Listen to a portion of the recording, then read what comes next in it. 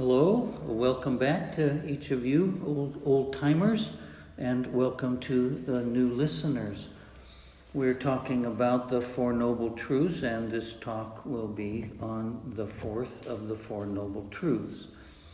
I talk quickly as fast as I can because there's so much to be said and so little time if I confine the talks to just 10 minutes. So the fourth noble truth is there's a path. There is a way out. There is a way to the cessation of the cycle of rebirth. And it's divided into 8 parts. It would take many of these talks to consider each of those 8 parts. And we're not going to do that in this talk. We're going to accept that there is a work that needs to be done. The work is mental work. It's the practice of training the mind with samadhi, training our behaviors with good moral conduct. And the result of this training is going to be wisdom. So the Eightfold Path is divided into 3 parts. The one part is a good moral conduct. That's what we talked about in number 3. Samadhi, concentration, and panya. So this middle way, that's how the path is described, the middle way between love and hate, between all opposites. So the classic or beautiful form that the middle way takes is equanimity. It's not craving for anything, and it's not resisting anything. It's not denying or rejecting or hating anything. It's a mind that is awake and aware that this is the present moment. This present moment is the way that it is, and it cannot be any other way in this present moment because there are causes that arose over a time of infinity. There have been these causes that have arisen, and each cause has a result.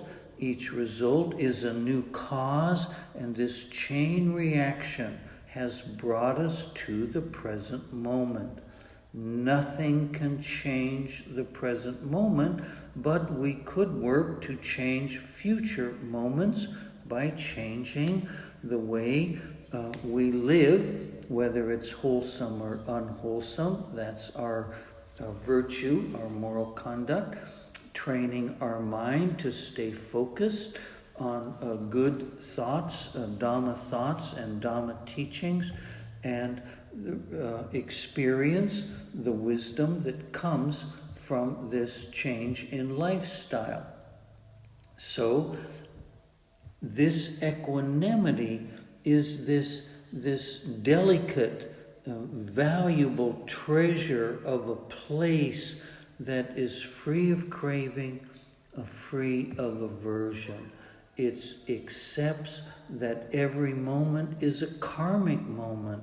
Karma is the energy that has been infused with all of our cravings and aversions over countless lifetimes. And when the conditions were right, the present moment arose. We can be thankful for that. It means we're still alive. We still have an opportunity to practice Dhamma, to perfect our practice, and to come out of our suffering. So, the removal of the wrong way of thinking, speaking, and acting, which is created or caused by something we call kilesa, it's wrong view, is very simply put. It's a misunderstanding of what the truth is. if we're going to have right view, it will result in the removal of wrong view by definition. And this removal is the path that we're talking about. The fourth noble truth is there is a path. What is the path? It's the removal of all of those obstacles that are keeping us from liberation. And that path is called Magga. So this path is the cleansing agent of everything that's unwholesome, that's unwise, that's unhealthy, that's unhelpful, that's unprofitable. That's the path. And I won't name all 8. You should all know them by memory anyway. But the first and foremost is right view. So of the eightfold path, we have to have the right view of each of those 8 steps, so-called steps on the path. So the mind likes to wander outside of Dhamma or outside of this path, and that's the cause of suffering. When we have wrong view about what is valuable in life, what is useful, what is wholesome, what brings real peace and real happiness, when we wander off of the path, we end up suffering. And the result of this wandering is the suffering. It's dukkha. And the mind that begins to see that there is a path, and each of you have seen there is a path, that it has been exclaimed, it has been made available to us. This path is the path of Magga. And the result of walking on this path, this is imagery that we use, that we're starting as a being filled with wrong view, misperceptions, lack of wisdom, and we're going to move in the direction of a right view and wisdom. So we're just calling it a path, but it's all mental. In fact, everything in existence, as far as we know, is mental. Without a consciousness, we wouldn't know about anything. The result of the mind seeing the mind is nirodha. It's a liberation. It's cessation of suffering.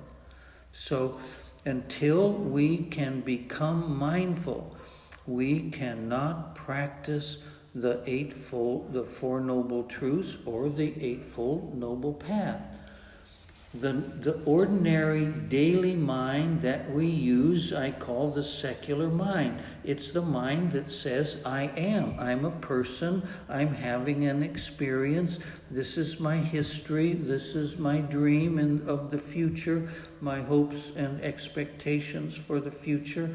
This is my family. This is my education, etc., etc. That's the secular mind.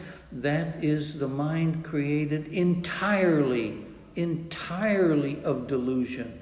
That's the formation that avidya created that calls a self.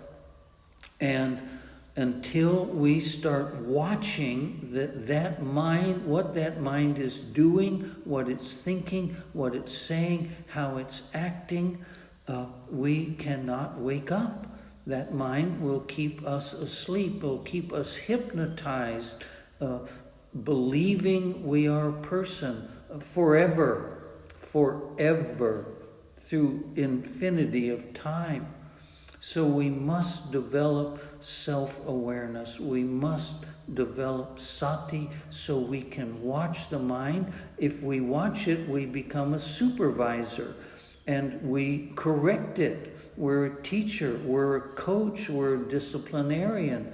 and we discipline that mind and weaken it and replace it with the mind of Dhamma, with the Buddha nature.